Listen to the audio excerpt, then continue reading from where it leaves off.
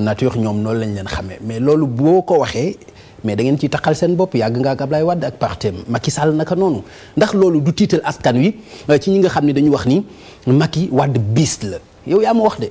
yaa ma wax ni loolu lañ leen xamee. alors que ñaata at la Macky Sall ànd ak Abdoulaye Wade dans l'opposition ànd ko ak moom au pouvoir bu dee 12 ans 8 ans yëpp ñu ànd ko yow nga taxaw ni loolu mooy seen jikko ndax loolu dina leen ci setal est-ce que dina dalal xelu askan wi. parce que Sénégal yi defuñu fii ay nit ñaa fi nekk kenn doful bokk ci nguur ak yoon nguur du benn.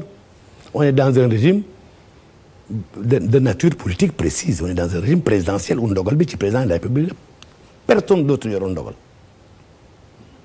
Président de la République moo am prérogative par décret de dire Assemblée nationale nee na sama 100 milliards yi ci ndox laa koy dugal mu ñu non 100 milliards yi Assemblée nationale wax ni ci ndox la koy dugal non du ma ko dugal ñox sama bopp laa koy dugal.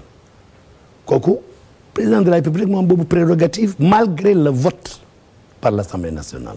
Donc malgré la position prise par les supposés être les représentants du peuple sénégalais donc président mooy dogal mooy bumbi donc un premier ministre ak martaba boo mënti am ak taxawaay boo mënti am amoo benn dogal lu dul suivre les instructions et la volonté du président de la République on peut nous reprocher probablement ça d'avoir suivi la volonté ou d'avoir suivi les instructions du président de la République mais ça c'est différent que d'avoir un rapport malveillant par rapport aux finances publiques c'est pas la même chose Macky Sall bu fekkoon ni am na tilim bu néew bu ne ci moom parcours bi mu am du ko am parce que nguur bi wallahi jéem nañu fexe bu nekk pour taqal Macky Sall mais Macky Sall yàlla ka aaral boppam ku set la amul dara lu entaché. parcours am moom moo set mais ñi mu àndaloon pendant 20 ans presque 7 ans. si le peuple sénégalais doutait un seul instant de la nature propre de l'homme Macky Sall du ko dénk boppam c'est la vérité donc vraiment qu'on écarte Macky Sall. de ces choses là mais wala Ablaye Wade lañ bëgg a folli. parce que loolu aussi Macky Sall lañu fal. waaw wala Ablaye Wade lañ bëggoon folli. distinguons bien un homme bu incarner une ambition nouvelle. constituer une convergence et vers qui peuple entier s'est déporté 68% parce que 67,80 nangam % la pour arrondir rek nan ni 68%.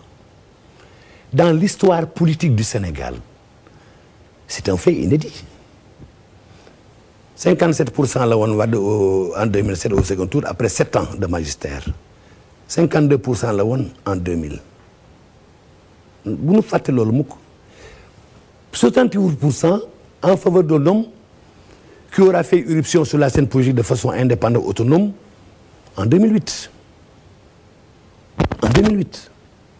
donc parti bu nga xamante ni dafa juddu adulte dafa juddu askan bi askanoo ko victoire boobu askanoo ko mais bu may ma rek ma terminer wax nga 68% yi mu demee yëpp ñëpp xam nañu may ma terminer parce que la différence elle a été faite au premier tour pas au second tour. C'est la différence a été faite au premier tour pas au second tour. C'est-à-dire que bu ma booleeg samay doomu ndey. donc je ne cherche pas à positionner l'Alliance pour la République contre d'autres. Je cherche à positionner l'Alliance parmi d'autres. C'est un parti naissant qui a fait 4 ans 2008 la juddu. On a posé l'acte fondateur en décembre 2008. Donc c'est vrai que historiquement parti bu am 4 ans d'existence un peu moins dirigé par un homme dont l'irruption sur sa bannière propre méngoog diir boobu ñetti at ak genn wàll ñeenti at yàlla def li mu def kooku dafa kéemaane nag kooku nag il faut ni wax ko mais le peuple sénégalais n'a pas choisi un second de positionner quelqu'un face à Wade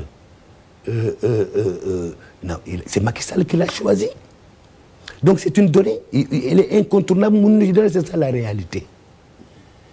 la réalité et on se félicite de ce que les autres candidats ont fait parce que y compris Macky Sall s'était engagé à être derrière le candidat qui ferait face à Wade et qui serait présent au second tour comme les autres candidats avaient pris cet engagement-là donc ils ont tenu parole Macky Sall aurait tenu parole s'il n'était pas dans la situation de faire face à Wade au second tour.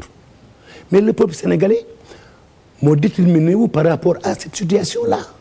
Donc quand même il faut qu'on respecte. D'accord. Parce que démocratie. waaw dafa méngoo ak respecter le peuple voilà. Souverain. Le peuple souverain moo tànn Macky Sall teg foofu. est-ce que vraiment nañ ko rafetlu bu ko minoré bu ko woyofal parce que askanu Sénégal woyoful ko. la preuve loolu leer na la preuve. mais il y a eu plus de participation. au second tour qu'au premier tour. waaw est-ce que leneen mayu ko est-ce que leneen it mayu ko parce que ñu bari dañ jàpp ni leneen may na ko. lu mel nii bi ñu waxee ñoom ak seen ay nawle yépp pour toog fii combattre la candidature de Wade mu bàyyi leen fi dem campagne yi xam nga wax nga ma léegi ne ma kontaan nga ci le fait que ma rangé wu ci xeex constitution bi mais bi ko nit ñi di xeex ma bokk ci ñeneen bokk ci Macky Sall dafa leen fee bàyyi dem campagne yi est-ce que bokkul ni loolu moo ko may.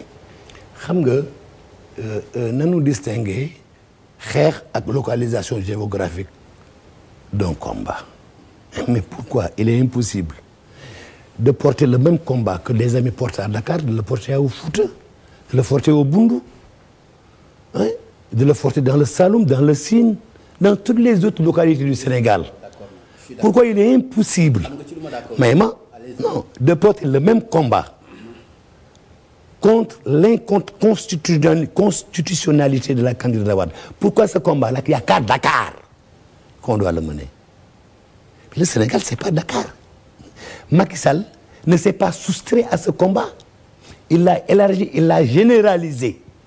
Dans tout le Sénégal, il a mobilisé les populations sénégalaises sur ça. Il n'a pas mobilisé que les populations de Dakar sur ça. Ensuite, Pape, il faut jamais oublier que ñetti attaque genn wàll ñu ngi nii Macky Sall dafa sillonner la totalité du territoire national. Amul gox bu Macky Sall demul, amul village bu Macky Sall demul. Donc, mais il a travaillé pour ça. Maintenant xam nga non là c'est secondaire. xam nga lu am solo mooy xam nga ñenn ñi dañuy fàtte le rapport à l'objectif. xam nga man Mahmoud Saleh tey bu ma yeewoo ni candidat la bon xam naa ni man Sénégal tolloogul fu may fale xam naa ko mais parce que c'est une réalité politique et sociologique Sénégal tolloogul fu muy dénkee boppam sama compagnie gi wala ñu mel ni man. Il y a beaucoup de candidats de témoignages qui se sont présentés au premier tour. Il y a beaucoup de candidats qui voulaient prendre date par rapport à l'histoire qui se sont présentés au premier tour. Mais ces candidats-là, comme mon frère Landing disait en 93, ils sont un candidat sans illusion. Et eux, c'était des candidats sans illusion. Il avait conscience que les conditions objectives n'étaient pas réunies pour qu'eux, ils soient élus par les Sénégalais. Ils le savaient. Donc attention. Quand quelqu'un est en position de conquérir au compte des populations le pouvoir, pour être au service des populations, comprendre que nit kooku mais vraiment mën a dérouler programme am donc vraiment xam nga loolu c'est derrière nous ñu bare tëral nañu fexe bu nekk pour que élection yi bañ am ñu bare liggéey nañu pour le report des élections n'oublions jamais après xam nga fàttali démb quelquefois baaxul parce que day yàq diggante parce que diggante bi ci période du premier tour ñagasoon na dëkkal nañu fu nekk wax nañu wax ju ñaaw bu nekk ci ñun mais enfin ku bëgg lu baax da ngay moytu di xool sa ginnaaw parce que en général da ngay faral di mer booy fàttali ko yenn yi nga xamante ne jar na mer mais passons l'éponge dessus parce que amul lu njëriñ yàlla def na situation boobu dépassé nañ ko àndandoo ci entente bu ñëpp rafetlu nam bi dina mu askanu Sénégal am nanu jàpp loolu donc fàtte le passé et nag mais pour éviter que nag à l'avenir yu mel nii ni koy éviter parce que amul njëriñ. Monsieur Saleh wax nga ma léegi ni ma comportement yi ñuy waxtaan yi dafa nekk suñu ginnaaw pourquoi du ma ko c'est vrai que mi ngi ci suñu ginnaaw mais dama koy gis ci suñu kanam ni ma koy gisee suñu kanam mooy yàggul dara y a 2 semaines dama dégg professeur El Hadji Niang bokk ci APR dégg aussi ku mel ni Malick Maodo Mbaye bokk ci mouvement citoyen wax ni APR dañu pare ñoom pour dem ci législative yi ñoom cote duñ ci ànd ak beneen nit seen bannière bopp la ñuy demee alors loolu nga xam ni dañ koy déggagum te li ñu doon xaar mooy Benno Bokk Yaakaar ëmb leen pour ngeen dem ci ay législative ñu dégg ay nit yoo xam ne ñi ngi ci seen biir wane jàmbu commencé wane ak ay jàmbu loolu dafay feeñal li nga xam ni moom moo amoon ci présidentielle bi loolu du ñàkk ñu indiwaat ko lan moo war a indi comportement yooyu pour ngeen wóolu seen bopp ba ñenn ci yéen di ko wax pour dem ci seen bannière bopp ci législative. Mais d'abord précision bi ma bëgg a apporter moom mooy ni le professeur Legend qui est un ami et donc qui dirige un mouvement qui est en alliance avec l'Alliance pour la République dans le cadre de la coalition Macky 2012 n'est pas membre de l'Alliance pour la République. Malick Mbaye qui est aussi un jeune frère qui dirige un mouvement citoyen qui était allié dans le cadre de la coalition Macky 2012 n'est pas membre de l'Alliance pour la République. Donc seen kaddu ñoom lay engagé ñun mënuñu engagé parce que bokkuñu ci Alliance pour la République te yoruñu kaddu Alliance pour la République te Alliance pour la République mooy élément structurant de la coalition Macky 2012 dina jafeñ coalition Macky 2012 nekk ci position te Alliance pour la République àndu ci donc de ce point de vue là pour le moment ni l'Alliance pour la République ni la coalition Macky 2012 émettre guñu position publique et officielle sur la façon d'aller aux prochaines élections législatives boobu laa bëggoon rétablir comme information. Maintenant Alliance pour la République pour le moment mi ngi liggéey pour que Benno Bokk Yaakaar comme ni ñu demee woon au second tour des élections présidentielles demee noonu aux élections législatives bu ñu ci yàlla yóbbu ak jàmm ci la ñuy liggéey. ma annoncé sax ni am na ay contacts yu nga xamante ni commencé nañ ko am suñu digganteeg principale coalition yu nekk Benno Bokk Yaakaar du ñàkk sax suba mu am ay approfondissement gën a sore ci contacts yi pour commencer waxtaan ci façon bi nga xamante ni moom la ñu fas yéene demandoo ensemble en tant que coalition Benno Bokk Yaakaar aux élections législatives maintenant li ci kanam nag mais lu ñuy liggéey la pour le moment mënuñu anticiper ci li nga xamante ni mi ngi suñu kanam kooku yàlla moo mën loolu mais dañu war a retenir que fi ñu toll suñu position ñun mooy liggéey pour préserver unité ak cohésion Benno Bokk Yaakaar pour ensemble dem ci élection législative mooy suñu position officielle. seen position officielle boobu est-ce que yaakaar nga mu am succès bu fekkente ni ci li ma dégg yéen APR yéen a ngi proposer les 80% des députés mu nekk ci seen loxo ngeen séddale li ci des ñi ci des. ah pour le moment de yow de yaa ma gën xam lu xew ci APR pour le moment APR mi ngi réfléchir yeneen partenaire APR yi ku nekk fa nga nekk yaa ngi réfléchir et ensemble dinañ toog daal di boole suñuy réflexion def ko ci benn panier xool naka la leen mën a fusionner et lan moo gën ci coalition Benno Bokk Yaakaar gën ci askanu Sénégal pour que nu ñuy demee élection législative parce que li am solo mooy future assemblée nationale dafa am solo lool par rapport à la décision que le peuple sénégalais vient de prendre en mettant à sa tête Macky Sall donc de ce point de vue là ñun Alliance pour la République jox nañ ko intérêt particulier bu am solo donc mais dans l'optimisme on va engager des échanges avec nos partenaires et il y a pas de doute si la volonté est manifeste partout il y a pas de raison qu'on ne s'entende pas.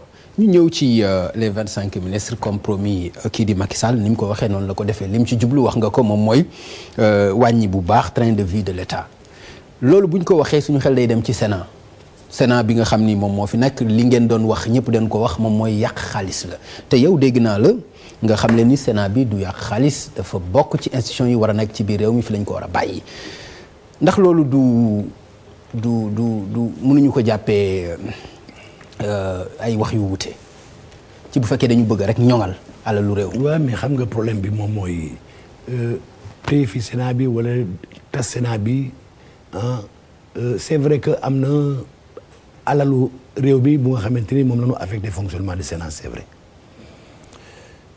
mais doo nattee fonction wu institution sur la base de lu muy coûter askan bi xëy na li muy coûter amal na njëriñ askan bi problème bi c'est ailleurs problème bi mooy Sénat ni mu taxawee tey est-ce que lu baax la pour ñun ni mu configuré ni mu composé ak mission yi ñu ko sas est-ce que amul beneen reformulation bu nu mën a def pour gën a yokk firnde gën a yokk taxawaay gën a yokk utilité gën a yokk représentativité askanu Sénégal au sein de cette institution-là qui est une institution qui peut être utile, tout dépend de lan koy sas donc débat bi foofu la je crois que de ce point de vue-là les réflexions sont en cours tu vois le principe de son maintien moom la ñu jàpp jamono ji. moo la gënal yow. moo ma gënal jamono jàpp mooy sunu position du lu ma gënal parce que xam nga il faut être équilibré et réaliste état la du lu ñuy foowe donc il faut confronter à la réalité il faut quand même nga gérer en fonction di lay am pas en fonction de say yéene mën nga am yéene te circonstances yi mayu la nga appliquer ko c'est une réalité qui est une réalité concrète objective avec laquelle il faut composer. Maintenant, c'est vrai que dans sa forme actuelle, dans sa configuration, dans ses missions, il y a des problèmes. Donc, travaillons à en faire une institution utile au pays, utile à ses populations. wax nga ma léegi que ni lu jëm ci wàllu gouvernement bi yaatal gi nga xam ni yaatal nañu ko ci ñi nga xam ni ñëpp ñoo bokkoon ci jàpp ko ba mu taxaw yaatal boobu nee nga gouvernement rassemblement la ak li nga xam ni moom mooy unité. Gouvernement boobu li ñuy xaar ci ñoom mooy li Macky Sall waxoon li ci jiitu mooy demande sociale bi ñu taxaw ci c'est vrai que passation de service yi taxawagul seen premier conseil des ministres amagul fan ngeen ci toll ci réflexion yi. man duma membre du gouvernement donc vraiment je suis pas bien placé pour parler les fi gouvernement bi toll ci réflexion je sais comme vous que passation yi jeexul tàmbali nañ leen jeexagul je crois que fekk suba incha allah dina jeex mais le président ci boppam je crois qu'il a convoqué un conseil de ministres ëllëg bu ci yàlla andee donc am na ay probablement lu mu envisagé def au nom du gouvernement actuel en direction des engagements yi nga xamante ni moom la jël vis-à-vis de la nation sénégalaise donc nanu xaar suba ñu xool yan premier acte le président di def li nga xamante ni moom la wax sénégalaises ak sénégalais yi nii première préoccupation di priorité am mooy le coût de la vie mi ngi ciy liggéey intensément d'ailleurs presque ci loolu rek lay liggéey et sous peu les dispositions seront prises pour que les premiers actes commencent à être posés incha allahu rabbi. dégg naa Abdou Latif Coulibaly ci émission bu mu def ak Mamadou Ibra Kane ci grand jury bokk na ci li mu gën a ñaawlu la nomination de Mbaye Ndiaye ci ministère de l'intérieur moom dafa gis ni lu mënoon ñàkk la bu fekkente ni coppite rek la ñu war a indi loolu moom moo nekk xalaatam ndax doonul woon gën jàmbur wala keneen ci poste boobu que ku mel ni Mbaye Ndiaye di politique te ñu jëm ci ay échéances yoo xam ni échéance politique la. ndax dalal na xel. opinion la rek xam nga Abdou Latif je respecte son opinion. il a dit ce qu'il pense moi je. opinion la bu mu partagé nag ak ñu bari. certainement waaw bu ma waxee sama bopp it ñu bari dinañ ko partager donc vraiment c'est pas ce qui est essentiel c'est une opinion exprimée d'abord nit ñi duñu benn les régimes ne sont pas les mêmes voilà un nouveau régime qui vient de s'installer n'oublions jamais que ce régime-là est en cours d'installation du dëgg premier acte bi régime bi posé le président Macky Sall posé il avait la faculté de dissoudre l'Assemblée nationale parce que constitution dafa wax ni après 2 ans le président peut dissoudre. comme ni nga ko annoncé woon yow. voilà comme ni nga ko annoncé woon mais après nos amis qui s'étaient égarés là sont revenus à la raison en disant qu'il était d'accord pour un accord consensuel pour que ni dàq élection yi ba le 1er juillet. ñëpp rafetlu ko donc comme Macky Sall nitu jàmm la te dafa itteewoo pacifier situation réew mi séréniser ko ci ki dal ni mën a tàmbali liggéey bi nga xamante ne réew mi moom lay xaar ci ñun il a pensé que c'était pas utile mu dissoudre l'Assemblée nationale alors qu'il aurait pu le faire donc de ce point de vue moom mooy ndeyu mil bi le ministre de l'Intérieur c'est un instrument entre les mains à la disposition du président de la République donc li muy def c'est les instructions du président il faut être certain que Macky Sall n'est pas dans des dispositions de renouveler l'expérience des autres vraiment il est très très loin de là Mbaye Ndiaye nit ku baax la c'est un militant c'est un démocrate lui-même tontu na Abdou Latif Coulibaly jarul may dellu ci tontu bi mu tontu mais c'est une réponse amicale très fraternelle donc que Abdou Latif Coulibaly na xelam dal dara duñ ko jalbati Mbaye Ndiaye bu fa nekkee bu mënul gën a dëgëral les instruments électoraux du pays du ko naxasal il va travailler à les améliorer d'ailleurs c'est lui qui a présidé la rencontre entre tous les partis politiques pour trouver un consensus très fraternel c'est lui qui a travaillé à la non-dissolution de l'Assemblée nationale, qui est un acte politique que je salue parce que ku mel na man j'étais en faveur de la dissolution.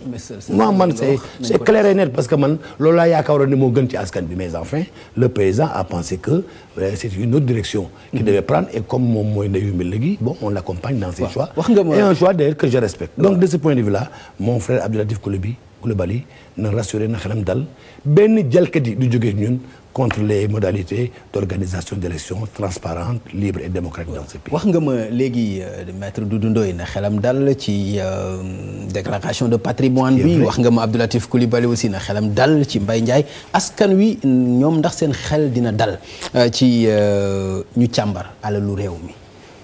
wax nga ko léegi lu jëm ci parc automobile bu présidence de la République ak lu bari li fa jógee dinañ ko taxaw dinañ ko saytu, waaye yaatal ko ci agence yu bari, yaatal ko ci ministère yu bari, yaatal ko. Est-ce que yaatal boobu yaakaar nga ni mën nga ci wax lu dalal xelu askan wi ni nga jegee le président Macky Sall. xam nga dañuy natt yéene nit ki ci ni mu ko tàmbalee. président Macky Sall dafa ni moom politique sociale et de solidarité nationale mooy priorité am. ni mu koy financé mooy dafa am ni ci budget, gis nga budget Sénégal am na 172 milliards de francs CFA yu ñu làq ci ay koñ loo xamante amul benn affectation gaañ ñi ay ñàccaar lañu. boo diminuer le train de vie de l'État comme ni ko président Macky Sall a envisagé di nga capitaliser le total 163 milliards de francs CFA que dans la réduction du train de vie de l'État. dafa tàmbali par le gouvernement. Il y a une évaluation de la situation des agences qui sont en cours. On vient d'arriver, Pape. Donc il ne faut pas trop se presser. C'est des actes qui seront posés progressivement. Et les audits qui seront faits, ne vous inquiétez pas pour ça. Ne vous inquiétez. Vous, Fanny ci kanam bu nu amee dalak tey dinañu gis les premiers actes qui seront posés par le président, Inch'Allah. Donc amul benn inquiétude à se faire à ce niveau. Macky Sall est un homme d'engagement et de parole. Kooku à ce niveau-là amul benn problème. Donc lépp lu mu wax dans le sens de la réduction du train de vie de l'État pour financer son programme social, l'assistance aux familles démunies, le financement de la gratuité des soins primaires ak yeneen ci diir bu gàtt dinañ commencer gis firnde yi. Maintenant nag il a commencé à réduire le gouvernement comme il avait dit. On est en train d'évaluer ce qui est utile comme agence et ce qui ne l'est pas. Et les autres segments de l'État sénégalais qui sont utiles, qui ne sont pas ay représentation diplomatique à l'extérieur yu nga xamante ni quelquefois amul benn njëriñ pour réew mi, pour askan wi réew mi, tout ça fait l'objet d'évaluation. Et parce que la bonne décision en général elle est prise après la bonne information. Donc ne nous précipitons pas di poser ay actes yu nga xamante ni amul justificatif et puis looy rëccu. Nanu dal à l'image du président comme nit ku dal la. Nanu topp ci dalam boobu et on va aller progressivement vers ce que le président a promis. Monsieur Saleh, est-ce que yaakaar nga ñu am ci ay audits yoo xam day dem à fond bu ñu fàtte itam ni moom Macky amoon na ci responsabilité ci gouvernement bi durant ay années yu yàgg ak ñu bari ñoo xam ni ay collaborateurs am la ñu tey est-ce que yaakaar nga audits yi ñu dem ci à fond lépp leer. Absolument audits yi dina dem à fond yëpp leer. Inch'Allah. Malgré ñoom responsabilité yi ñu ci amoon tey. amul benn responsabilité bu kenn ci ñun amoon démb mën a affecté l'intention manifestée d'aller le plus loin possible dans l'état des lieux pour xam exactement quel est l'état réel du pays et de ses finances publiques. Monsieur Saleh maa ngi lay gërëm di la sant. maa ngi lay sant. Merci beaucoup. Merci beaucoup. mbokk yi mu nekkoon émission spéciale ci wàllu politique ma àndoon ci ak Mahmoud Saleh bokk ci kàngam yi ngànk APR bi Macky Sall jiite kon mbokk yi ñu leen di jox daje incha allah ci beneen jotaay bu ci àll àndee jërë ngeen jëf.